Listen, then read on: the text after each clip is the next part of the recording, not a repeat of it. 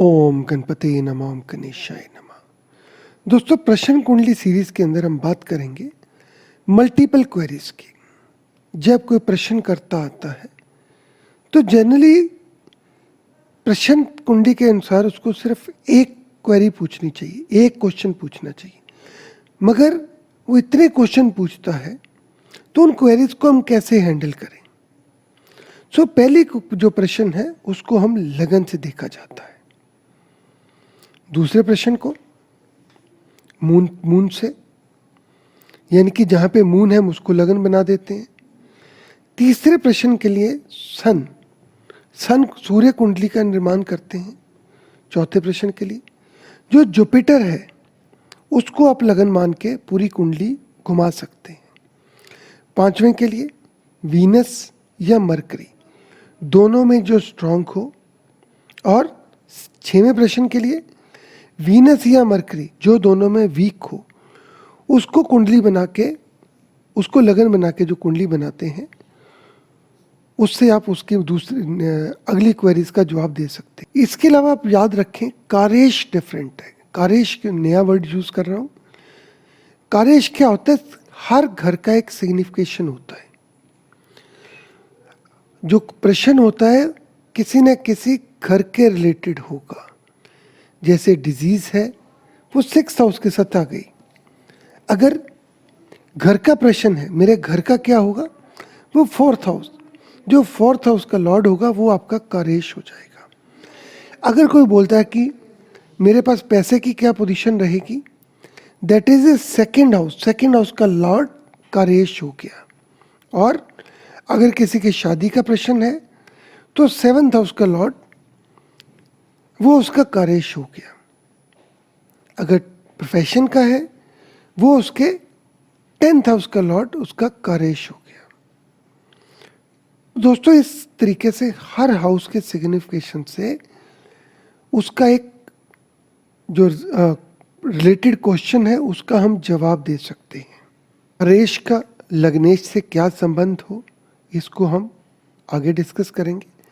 अभी हम बात करेंगे लगन को फिक्स कैसे किया जाए। क्या प्रॉब्लम आती है लगन को फिक्स करते समय। मान लीजिए आप दिल्ली में बैठे हैं, किसी ने क्वेश्चन चंडीगढ़ से किया। कोई आदमी चंडीगढ़ में बैठ के आपसे एक प्रश्न करता है, तो अभी स्थान कहाँ का लें। जब आप प्रश्न कुंडली बनाएंगे उसके अंदर स्थान की एंट्री क्या करें, चंडीगढ़ या दिल्ली। इस पे लोगों के अलग अलग व्यूज़ हैं। कुछ ये कहते हैं कि जहाँ पे प्रश्न करता है वहाँ का स्थान लिया जाए।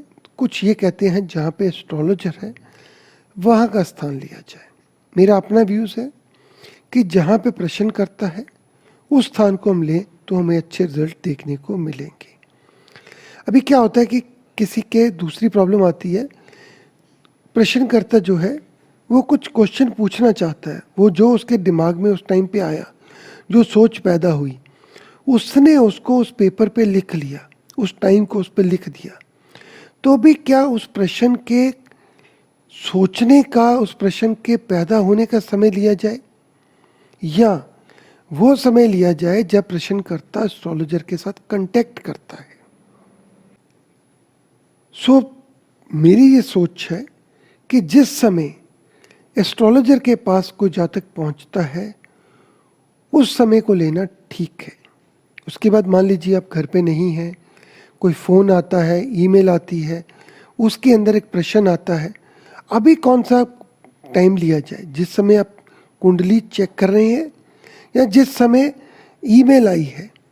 तो मैं समझता हूँ कि जिस समय आप कुंडली चेक कर रहे हैं, क्योंकि आपका उस प्रश्न के साथ कांटेक्ट एस्ट्रोलॉजर का कब हुआ, आप कब सॉल्व कर रहे हैं, उसी समय को लेना ठीक रहेगा। फिर उसके अलावा कई बार प्रॉब्लम आती है कि कोई आपसे समय लेता है, प्रश्न उसका पहले का है मगर वो आपसे अपॉइंटमेंट लेता है, उस अपॉइंटमेंट टाइम पे आता है। जो भी हो, मुझे ये लगता है कि जिस समय एस्ट्रोलॉजर किसी क्वेश्चन को सॉल्व करना चाहता है, क्वेरीज का जवाब देना चाहता है, उस समय को लेना ठीक रहेगा।